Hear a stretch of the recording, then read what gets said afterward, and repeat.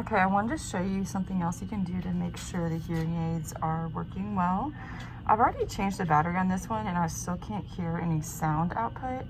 And so I wanted to check the sound bore. So this right here is where the sound comes out of the hearing aid into his ear, and I can see that it's plugged with some wax. So I'm going to use this tool. It's called a wax loop. And I'm going to kind of carefully dig into it and try to pull that out. There we go.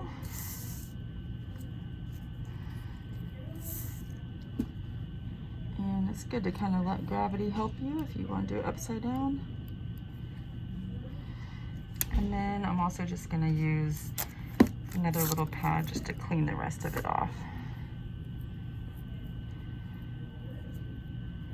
So if you've already changed the battery and it still isn't working, the next most likely reason that he can't hear is that this sound bore is blocked. All right, thank you.